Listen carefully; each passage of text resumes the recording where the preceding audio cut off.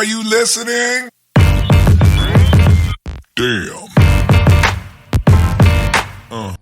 Bismillahirrahmanirrahim and Assalamu alaikum. As you know, my topic is inter-process communication. How process is communicating with each other is called inter-process communication.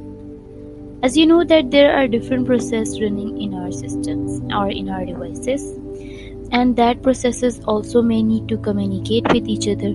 So the way the process communicate with each other is basically as inter-process communication. I hope you understand the basic concept of inter-process communication. In the operating system, concurrently running processes can be either independent process and the second one is cooperating process. Independent process, the process that does not affect or is affected by the other process while its execution is independent. For example, two processes are said to be independent if the execution of one process does not affect the execution of another process. Means that they do not depend on each other. The second one, that is cooperating process. Cooperating process can be used to share information between various processes.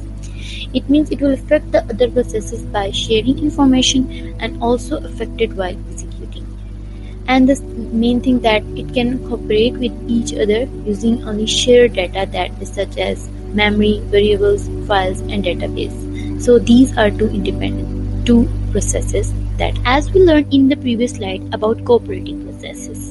So now, why we need the cooperating processes? There are several reasons that we need it. The number one is information sharing, the second is computation speed up, the third one is modality, and the last is convenience. The number one, information sharing. Using cooperating process, information can be shared between multiple processes, and access to same files might be part of this. And also it is required a mechanism so that processes can access the files simultaneously. The second one, that is computation speed up. Using cooperating process, subtasks of single task can be completed simultaneously.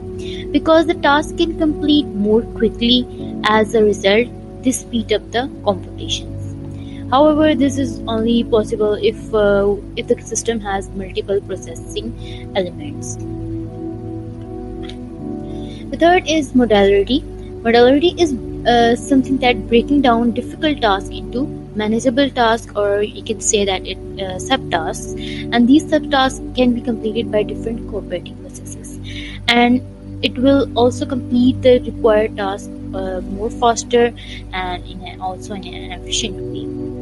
The last one, that is convenience. What is the meaning of convenience? Convenience means that if it's anything that saves or simplifies the work. A user must complete numerous tasks including compilation, printing, editing and others. And it is convenient if these all tasks can be managed by the cooperating process.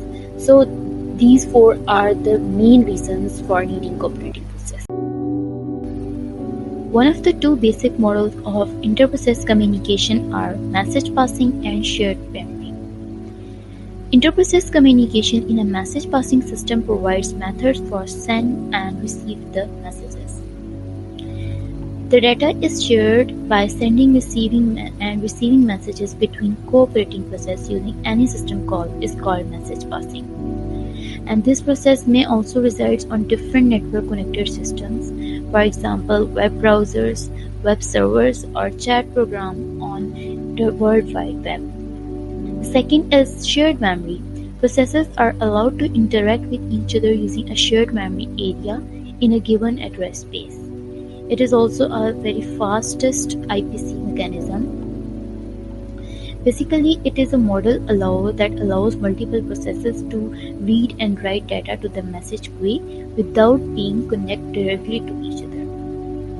IPC through shared memory is a concept where two or more processes can access the common memory. For example, a client process may have data to send to a server processor, which will then modify the data and then send back into the client.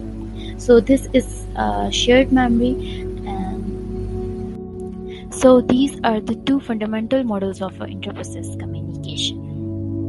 For more information, I will take a diagram in order to explain this in a better way so that you can visualize how it actually happens.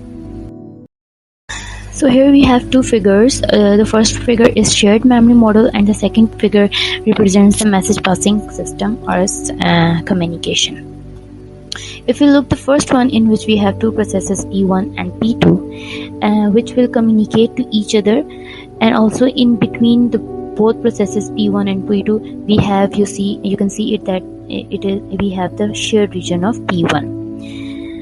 So when P1 wants to communicate to P2, it will write the information that it wants to communicate to the shared region, and what other process will do, it will read the information that was written to the shared memory region by the process P1, and it will understand what communication was trying to make it. So by the help of shared memory region, process P1 was able to communicate to process P2, so whatever information put the process P2 will able to read it.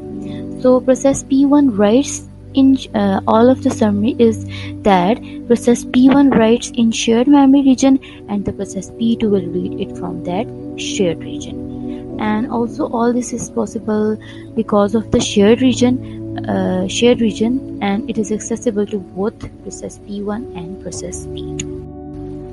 Next figure is of message passing. So in the same, we have two processes P1 and P2, and then trying to communicate with each other.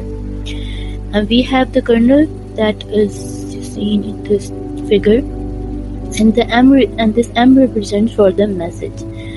So when the process P1 wants to communicate to process P2, it will send the message to process P2, and how it will send, it will create the message and then send to the kernel, and the kernel will get the message and pass it to the P2, and P2 will get the message.